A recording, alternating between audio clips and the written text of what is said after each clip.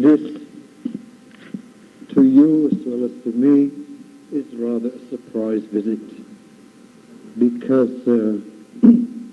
I arrived in Kuala Lumpur only yesterday from the north, and I had no idea that I would be here this evening. It was only arranged on the spur of the moment. So, as usual, I don't really know what I'm going to talk about. I never prepare a talk in advance. I prefer to speak spontaneously. And so we'll have to wait and see what happens, how it unfolds.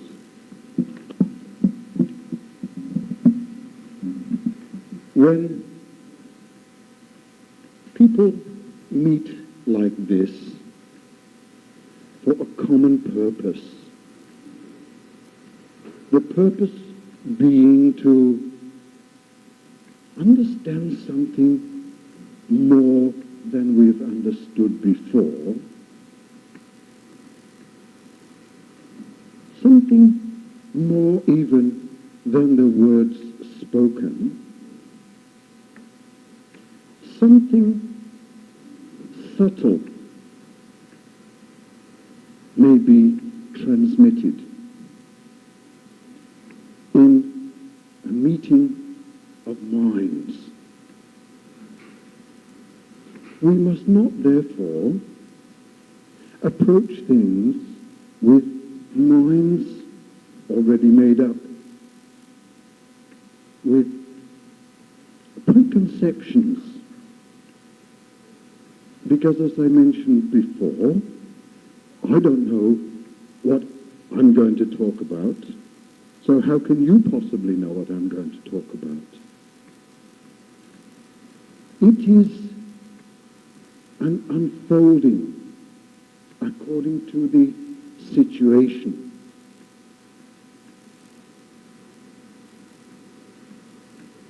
And it depends, the success of a Dharma talk depends just as much upon the listeners as it does upon the speaker. In fact, more so. Because if the listeners are attentive and tuned in and have interest in Dharma, you may be able to extract something from the speaker's words that the speaker himself is not aware of. It is much like striking a match against a box. A flame is kindled.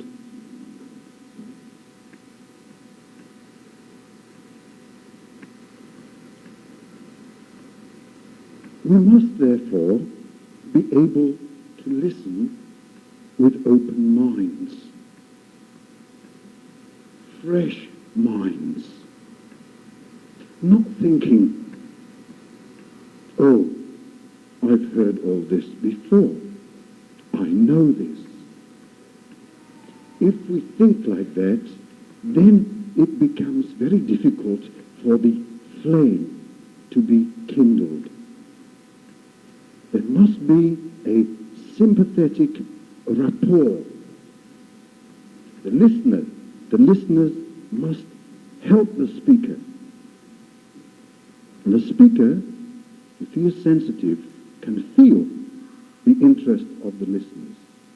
And if the interest is there and he picks it up, then great things may happen.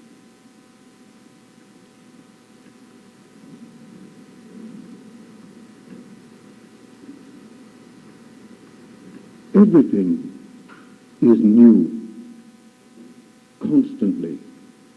Nothing remains the same. Therefore, it is impossible to hear something twice. Impossible to repeat anything. Even if the words were the same, as in a book, still it would be impossible to repeat, because both the listeners and the speakers have changed. Now, I do not remember what I spoke about last year here. And if I don't remember, probably you don't remember too. If I repeat myself, therefore, I hope you won't mind. Keep it in mind that it is still not the same. We can read a book many times, and each time we read it, we will find something that we didn't see before. The words are the same in the book. They haven't changed, but we have changed. Therefore, we have to keep humble minds. Beware of pride arising. Beware of thinking, I know this already because I've heard it so many times before. In reality, we've never heard it before because we have changed. And perhaps some of you know the old statement about you cannot step twice into the same stream, made by a Greek philosopher by the name of Heraclitus, about the same time as the Buddha. You cannot step twice into the same stream. How can this be? You might think, of course you can step twice into the same stream. Why did he say this? Because between the first step and the second step, the stream has changed. Not only that, but the person stepping in the stream has also changed, because our life is also like a stream. Doesn't remain the same from one moment to the next. Constantly changing.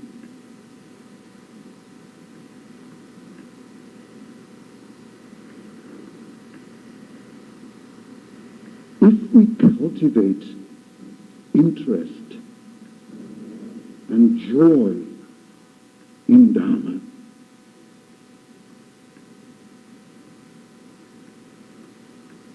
when we hear someone giving a Dharma talk like this, even if it's only very basic, something might happen.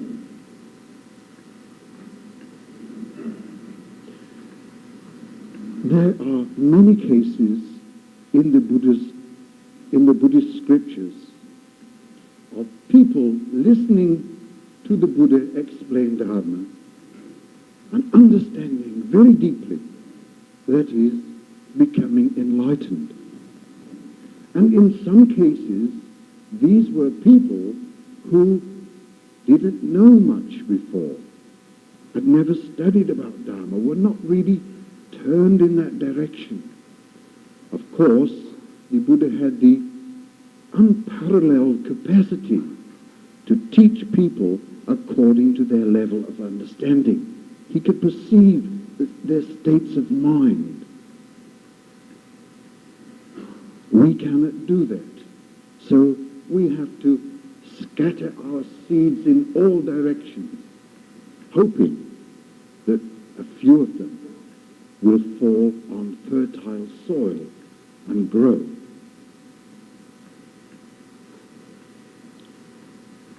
We do not know who we are. We only think we know. In reality, we do not know who or what we are. We know very little about ourselves. We cannot tell what lies latent in our minds. We may be very near to enlightenment.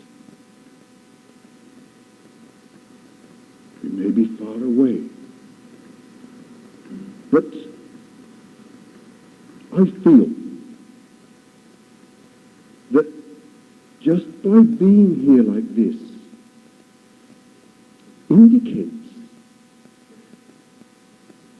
that we have some Yenfan, some affinity with Dharma. We may even say that we have some enlightenment already. Because enlightenment comes in various degrees, like the degrees on a thermometer. And even though most of us might be nearer to the freezing point than to the boiling point, still we are on the way. We have this affinity. If there was no affinity, we could not meet together like this. There is affinity with Dharma, and we have to build on this. We have to develop it and cultivate it. Cultivate interest and joy in Dharma, so that when we hear it from outside, it will resonate and harmonize with the Dharma inside.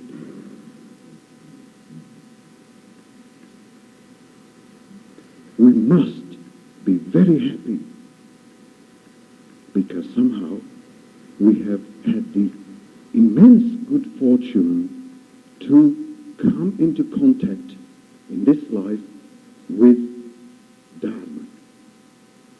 Why? We do not know. Perhaps we will never know. But we do know that we have this good fortune. And we shouldn't waste it. Don't lose it.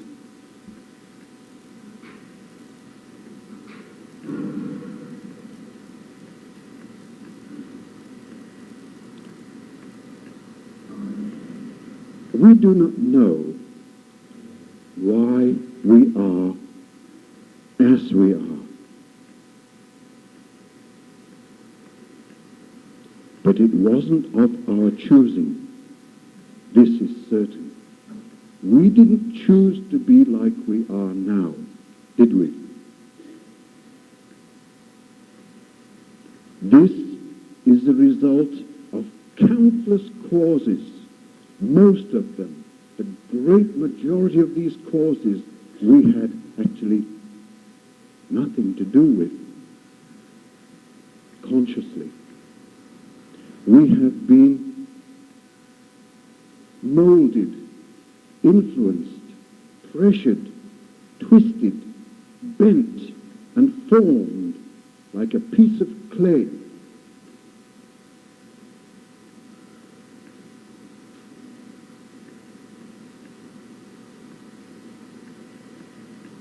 We've become this at this particular moment in time. Why? We say, oh, it is our karma. But this is sometimes too glib, too easy an explanation. And we usually use it to fill up a space, a vacuum, to cover up something that we do not understand. I think we have to be very careful about using this term, karma, especially in regards to other people. It is good to be able to say about one's own situation, especially when we experience misfortune or unpleasantness.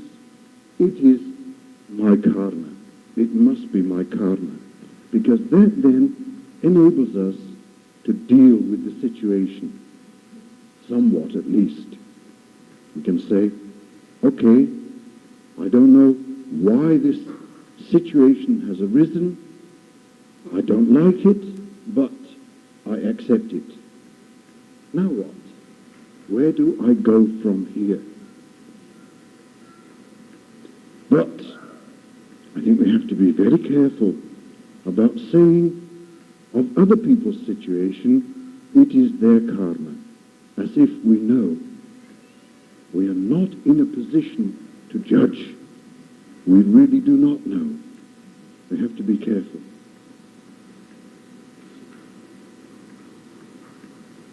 If we could choose, there are many things about us, physically and mentally, that we would change. Are there not? We are dissatisfied with ourselves, so much so that at times when we become aware of our deficiencies, our negative qualities, we even hate ourselves. We are so dissatisfied with ourselves because we are still far from perfection. And this is how it will be probably for a long time to come. And if we do not understand this, it can cause us a great deal of anguish to become aware of one's imperfections, one's inadequacies, one's insufficiencies, especially when we set our feet upon a spiritual way and we catch ourselves thinking imperfect thoughts, negative thoughts, saying bad things and doing bad things. I shouldn't do these things. I shouldn't think these thoughts. Yet we do. How can we reconcile ourselves with the path that we're walking when we're having all these negative things? If we're not careful, it can drive us nuts.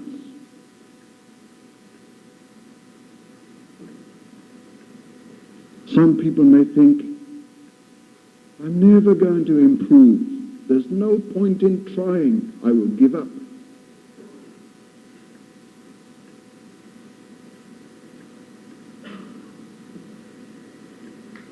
I think we have to realize that the negative qualities we see in ourselves are not personal qualities, but human qualities. We've all got them in various degrees. Greed, hatred, and delusions, and their many subdivisions and manifestations. We've all got them as long as we are this side of enlightenment. We do not want them. Who wants such things? We're not that crazy. Yet still they're there, growing in our minds like weeds in a garden, never been planted there deliberately. We all want to grow good things in our minds, in our gardens. Yet still, these weeds continue to grow very strongly.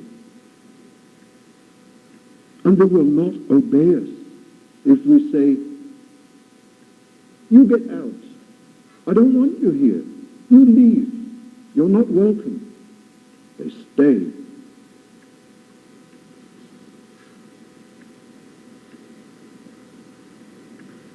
Imagine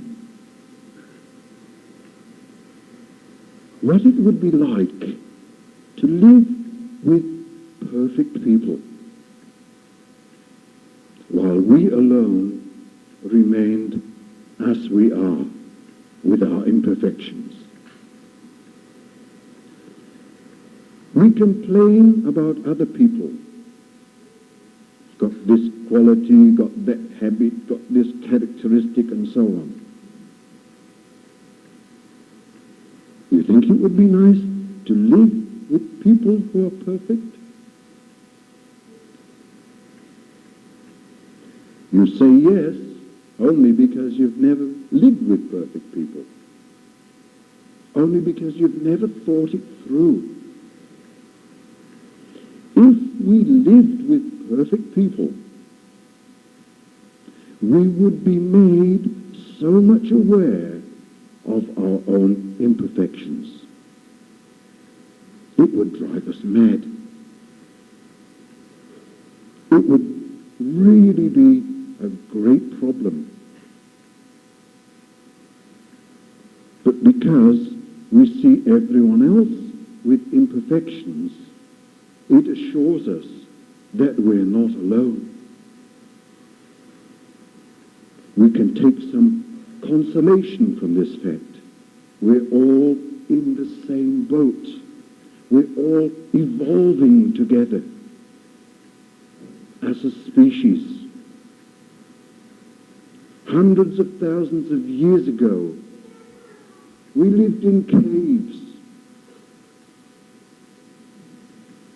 We have evolved as a species. So now we live like this. We share things. We do not live alone, by and for ourselves.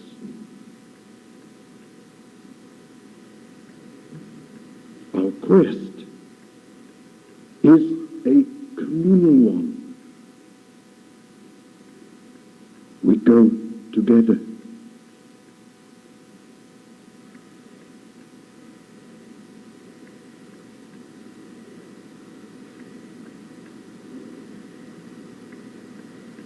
And we can only understand ourselves as part of something much bigger than we are individually. Because each one of us is like a piece of a jigsaw puzzle, which by itself has no meaning. We cannot possibly get an idea of the total picture from one single piece of the jigsaw puzzle. Only when each piece is fitted together in its proper place with the other pieces around it does the overall picture emerge. And then each piece will be seen to have been important and indispensable to the whole. Now, this present situation, let us take this as an example of how we interdepend and do not live separately, alone. The speaker depends upon the listeners in order to be what he is, that is, a speaker. The listeners depend upon the speaker in order to be what they are, that is, listeners. So you see, we live together. Our lives separately have no meaning at all, only when we realize that we are interdependent with others, so many others and so many things. In fact, if we will examine it, our existence depends upon the whole universe. Everything is involved with everything else. Nothing outside. And this is why it has been said that if it were possible to remove a single grain of sand from the universe, the whole universe would collapse. It means everything is important, of vital importance, indispensable.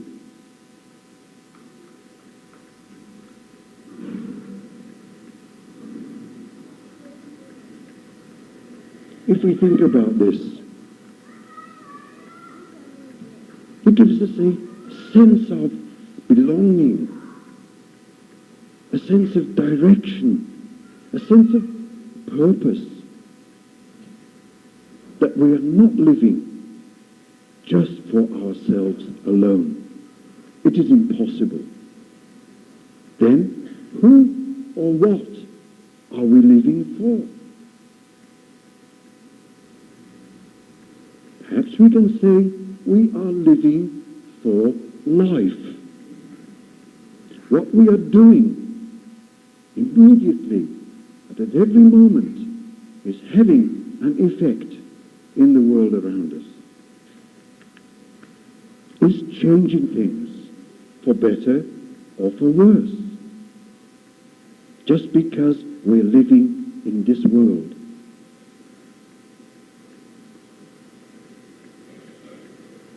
You might think, oh, I'm nobody important. Nobody pays any attention to me. Nobody listens to me. How can I change things? That is not the question. The question is, how can I not change things? We are changing things whether we want to change them or not, just by being alive. When we understand this, we determine to try to change things for the better, even if it's only a very tiny amount. What we can do is very little, but it's not nothing. Each one of us is important, but not important in the way we think we are. That is, better or worse than other people. Not like that. Important in the sense of being different.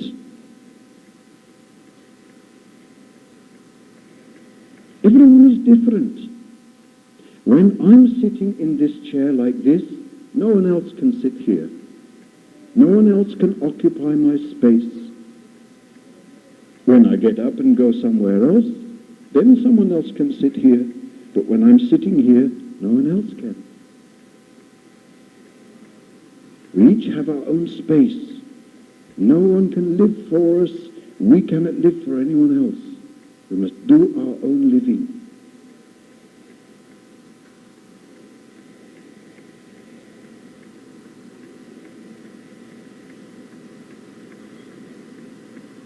And by so doing, we begin to discover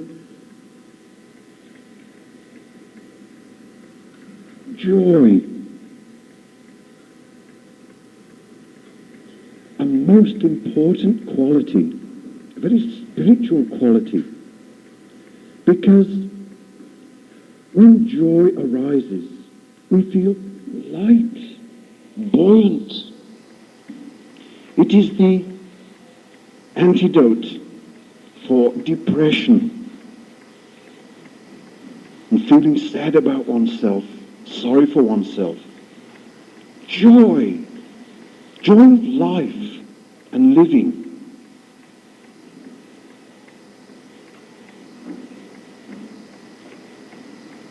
It can make us sing spontaneously, even if we've not got very good voices. Something inside us will want to sing.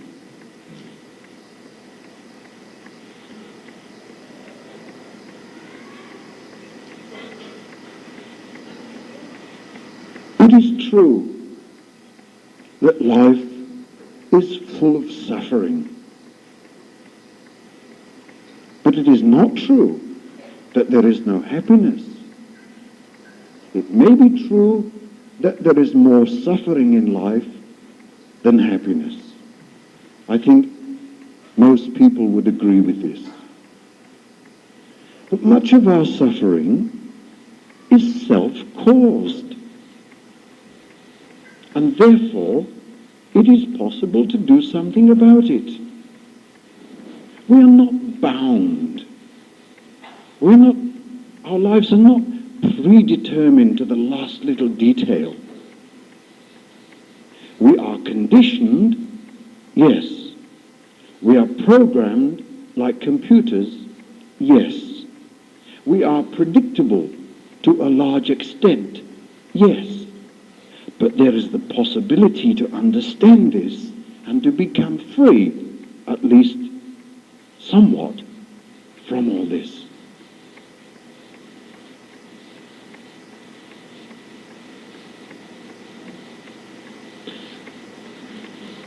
We left our footwear outside that door there.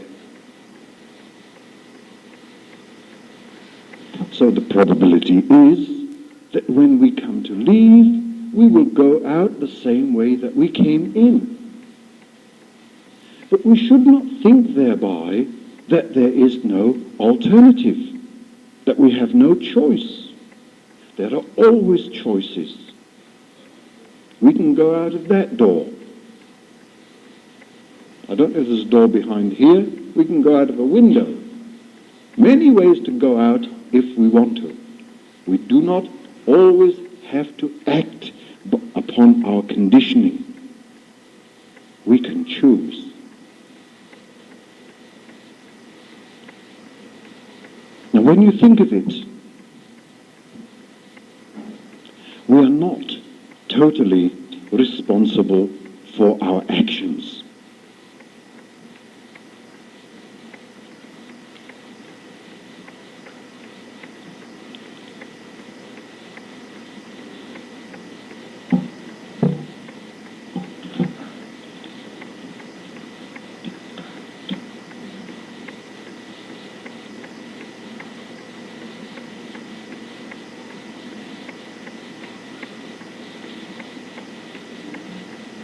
When you think of it, we are not totally responsible for our actions.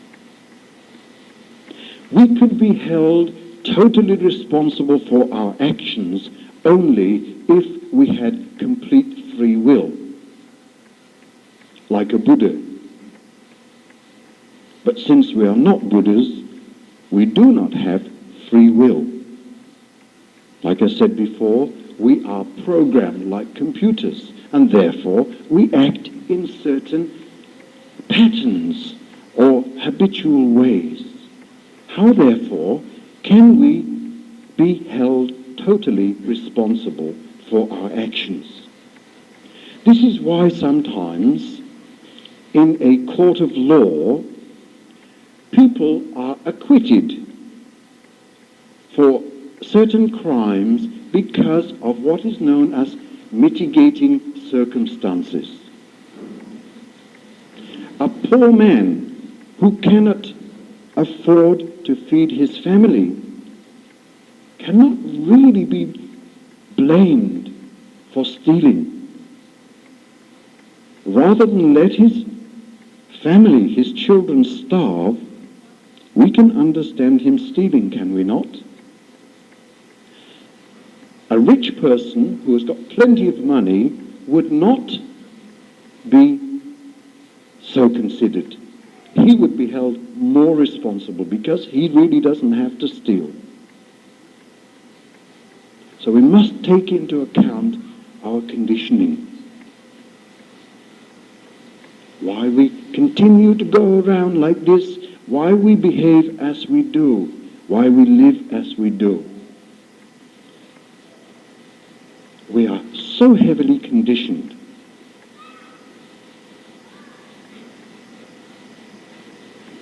We can be so easily manipulated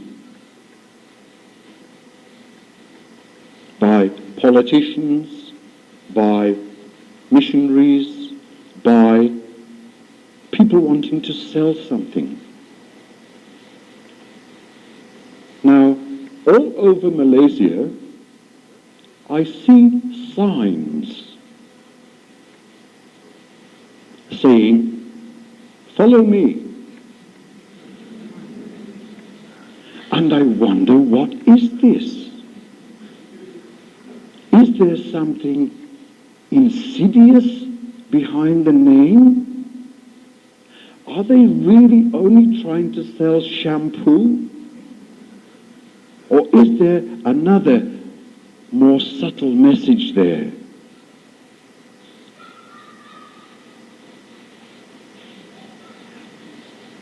Their advertising must cost a tremendous amount of money. How can they possibly recover their expenditure just by selling shampoo? Is there a hidden agenda here? Follow me? It sounds very suspicious to me.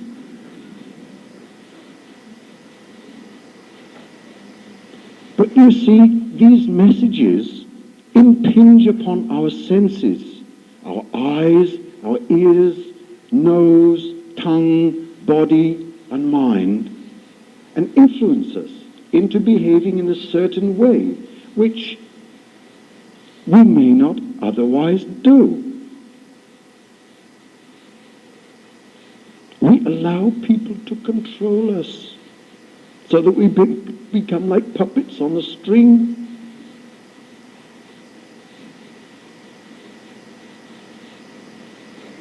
And we are not aware of what is going on.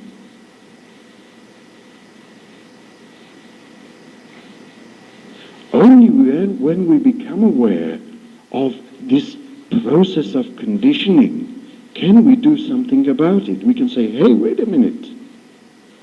I don't want to do that. I'm not going to be manipulated in such a way. I'm going to make my own decisions. But even then, we still act upon our lifelong conditioning. And if people know more about us, they will know which buttons to press to get us going. Either with sweet words, promises, threats, bribes, and so on. We can easily be manipulated. Therefore, we are not ourselves yet. We all have many faces. We're all schizophrenics in a way.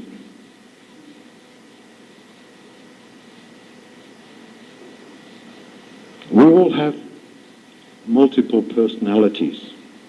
We are not integrated.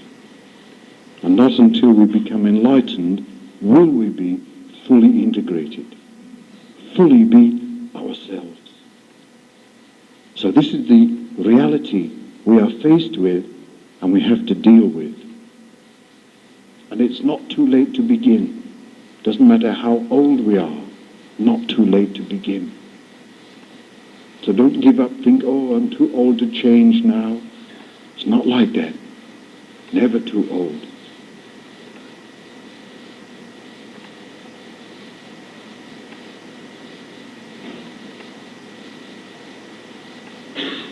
When we understand about this too, I think it helps us to become more tolerant of other people. When we understand about ourselves, I don't really want to be this way. We will understand that others also don't want to be that way, that they just largely react to stimuli and therefore are not really acting at all.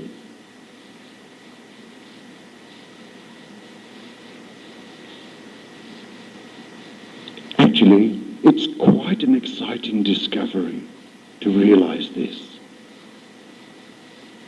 We've still got a long way to go, certainly. But you look back, turn round and look back on the way you have come to the present. What do you see? Do you see a superhighway behind you on which you have reached the present? Or do you not see a mountain track that twisted and turned and rose and fell and doubled back on itself, sometimes disappeared below ground only to reappear elsewhere? Were there not many times when you didn't know how you were going to take another step forwards? Times of suffering, sadness, loneliness, despair. Times times when you felt you were getting mad, times when you would have liked to die.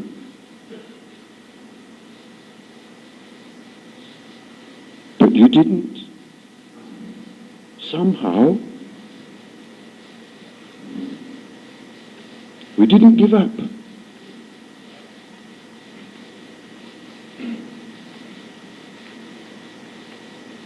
I was once asked a question, which was a little bit impertinent, I thought, at the time. What have you accomplished in your life? And maybe the person was looking at me and thinking, what's this good-for-nothing fellow? No family, no house, no car, no job, no money. What have you accomplished in your life? And I thought for a few moments, and then I said, I survived. You know, this is really an achievement. When I consider how many times I wanted to give up, there were times in my life when death would not have been unwelcome. And I guess there are a number of people here who have felt the same way at times. When I was 18, I don't really remember the reason, but I was feeling quite unhappy and depressed. So one night I went to the park near my house and climbed over the fence, went down to the lakeside to throw myself in and drown. When I got to the lakeside, I thought, the water looks very cold. So I turned round and went back home. And you still see me here today.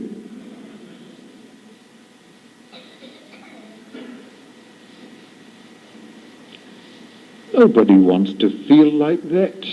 Despair, depression, sadness, loneliness, fear.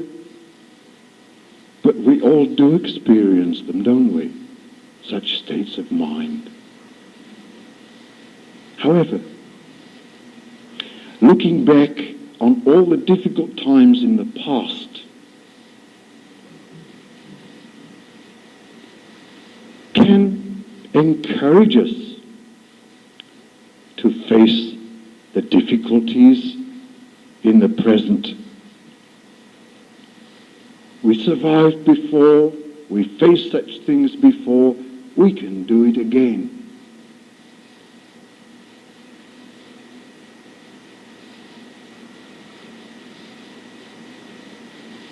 Some time ago, someone said to me, are you happier now as a monk than you were before? I thought, oh, good question. And I said, actually, no, I'm not. I was happier before. Because before, I was ignorant about ignorance. And so I could be somewhat happy, not caring, with my eyes closed, not understanding anything.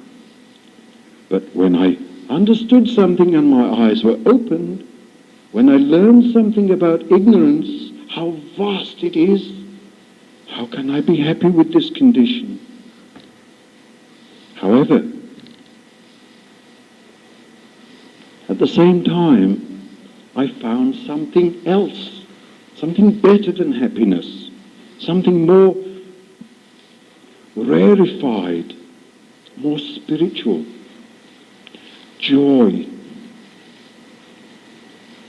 Joy at being able to see through ignorance, even while I'm still ignorant, and of the possibility of becoming enlightened.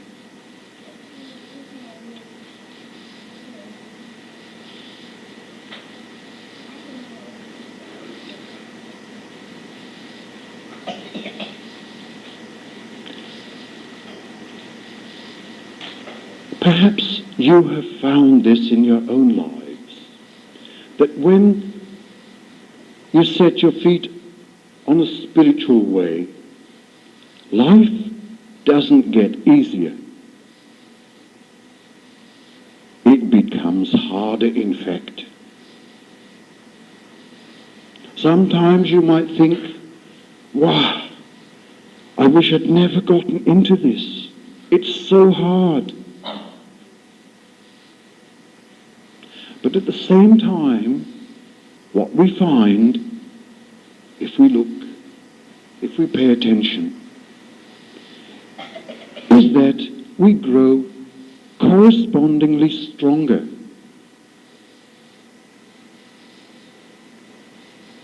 And able not only to carry our own burdens of life, but to reach out and offer help to others with their burdens. You know then that your life is not in vain.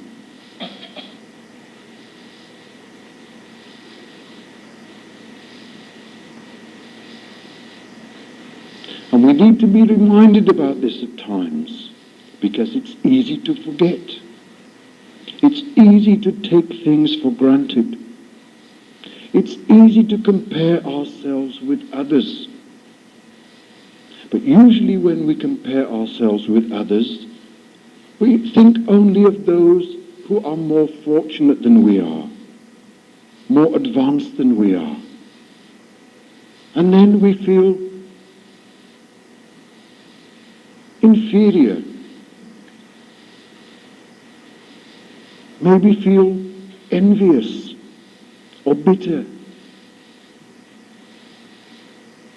But just like when we cross a busy street, we look both ways before doing so, even if it's a one-way street, because sometimes people drive the wrong way down one-way streets. So you still have to look both ways. Don't take it for granted that nothing will be coming the wrong way. We always look both ways. So when we compare ourselves with others, we must not forget to compare ourselves with those less fortunate than we, less advanced than we. And always we will find ourselves somewhere in the middle. Not number 1 and not number 10. Always in a position where we can benefit from others who are more fortunate and more advanced than we are, and always in a position where we can render assistance to those who know less than we do, even though we know only a little. The world, in one way, is a very dark place. So many people live in the darkness of ignorance, waiting for someone of our own lamps. It is possible. I do not think lightly about this thing you have somehow discovered. Try to understand this precious thing. If you do not understand how precious it is, it then becomes easy to waste it and lose it.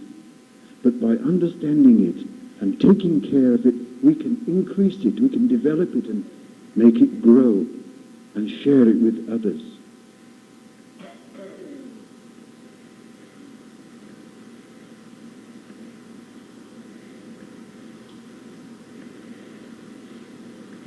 We do not have much time this evening because shortly there will be a puja. But in the 15 minutes that remains to us, perhaps someone would like to ask some questions about anything. And if I can answer, I will do so.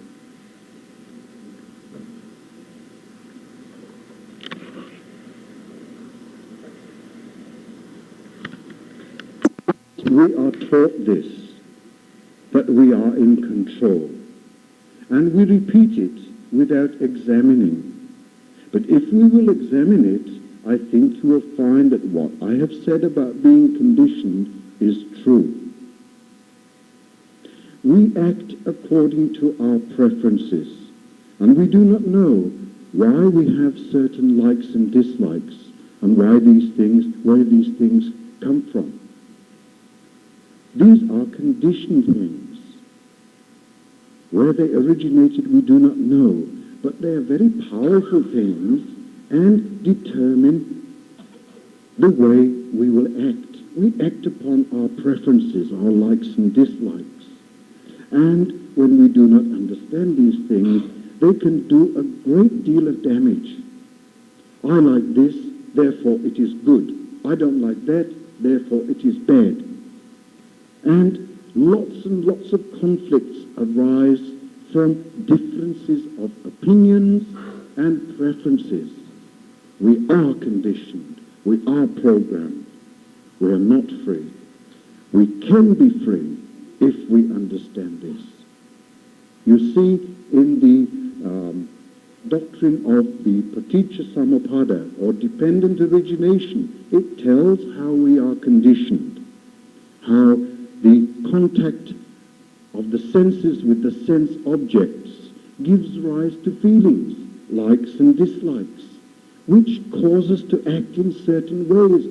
I want what I like. I don't want what I don't like. This is conditioning. We are not free. So we continue to go around and around in samsara because of this conditioning. Actually, we have very, very little control over our lives. We react to conditions.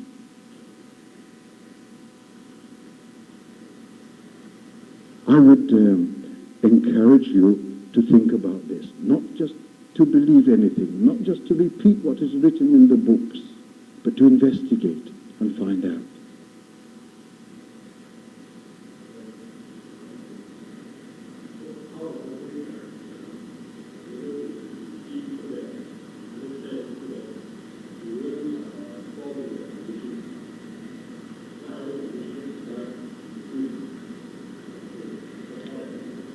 Well, you see, this is why we have right understanding as the first stage of the Eightfold Path.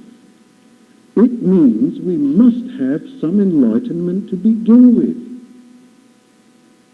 It doesn't come only at the end. We must have some enlightenment to begin with. We must be able to see things objectively and to be prepared to put your likes and dislikes on one side, to discover, like a scientist, when he looks through a microscope, you know, he might not like what he sees there, all those little monsters teeming there under the microscope, but he will look at disease germs and so on.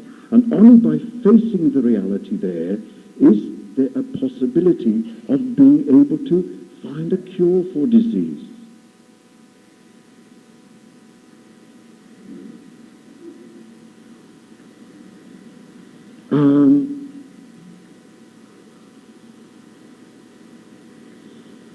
Could you repeat your question again, please?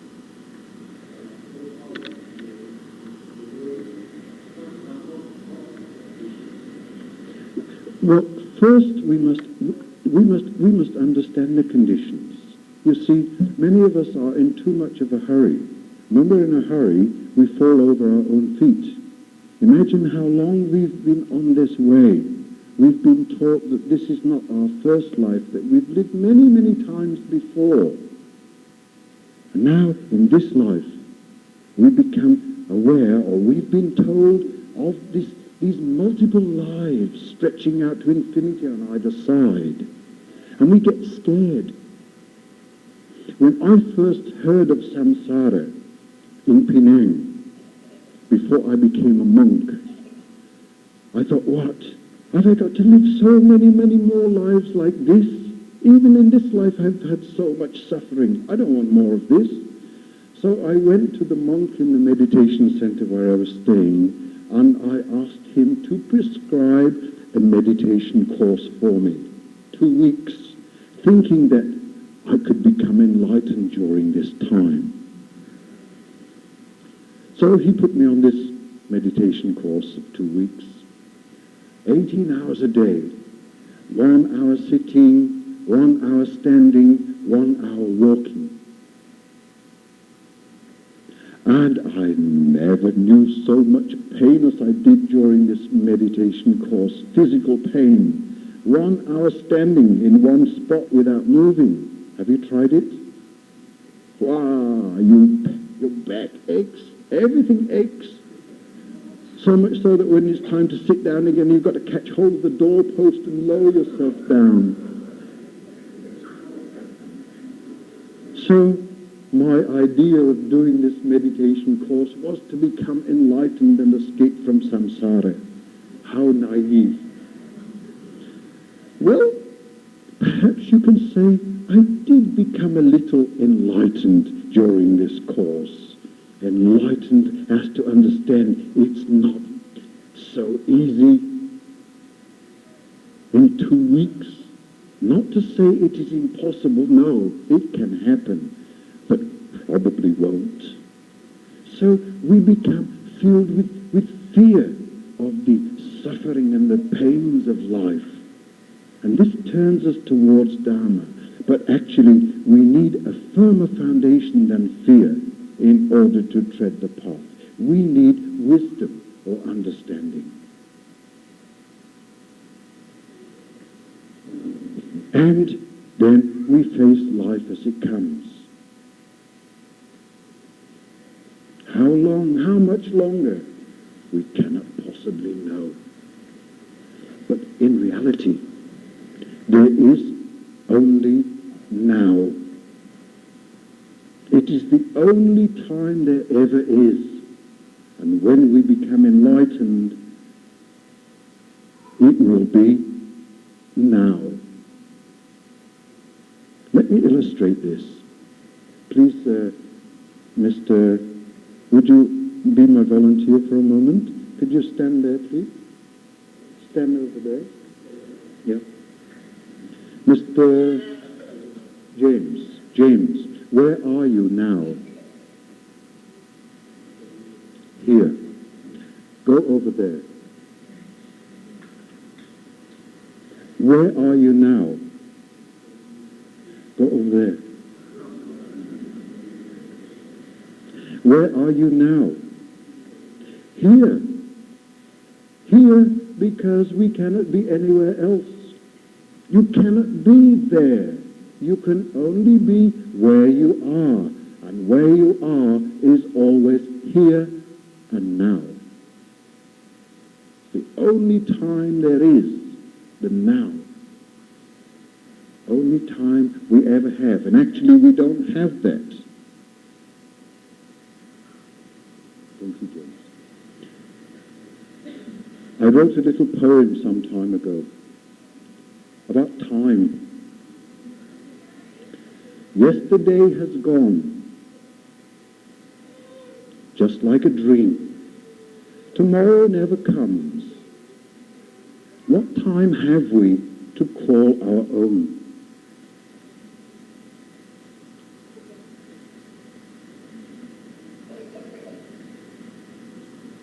The present is like a bubble on the water. Grasp it, and it's gone. Are not our hands always empty? Swept along endlessly, becoming old against our will. Where are we going? Do you have time? Think again. Perhaps it is time that has you.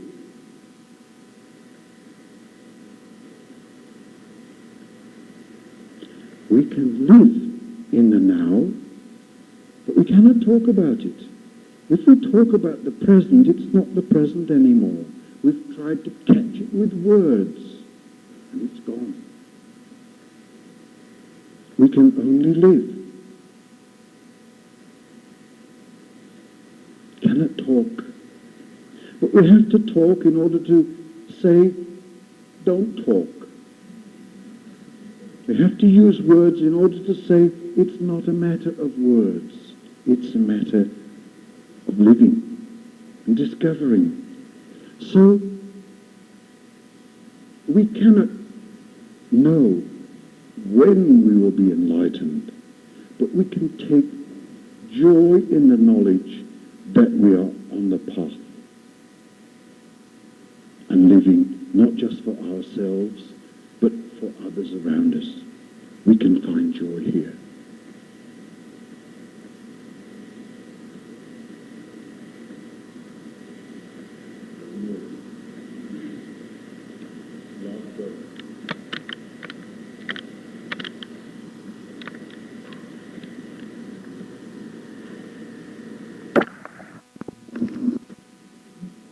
What is wrong with you today?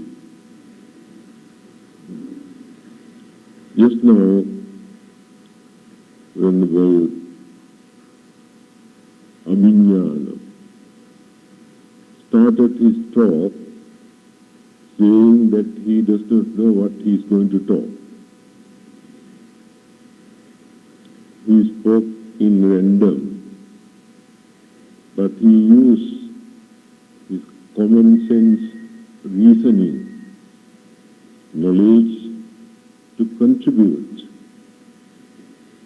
very good ideas for you to think, not to accept. There is nothing for you to accept, for you to think. And then you can understand.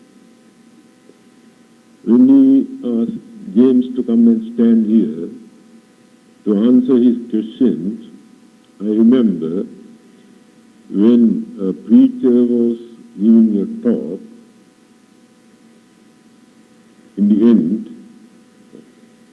one of the members in the audience said, I am not going to listen to any of those preachers.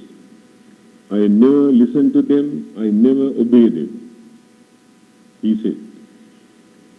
Then the speaker said, are you sure? Yes. Then I want to see whether you are sure or not. Then he got up and came. He was standing right hand side. He said, no, you must come to the front. And he came to the front and standing here. Then the speaker said, you told you are not going to listen, not going to obey anybody. When I asked you to come, you came. When you were standing here, I asked you to go there. You went there. How can you say you never listen to others? So I remember that. So, Reverend just now mentioned about the nature, the influx of our life. It's like a river.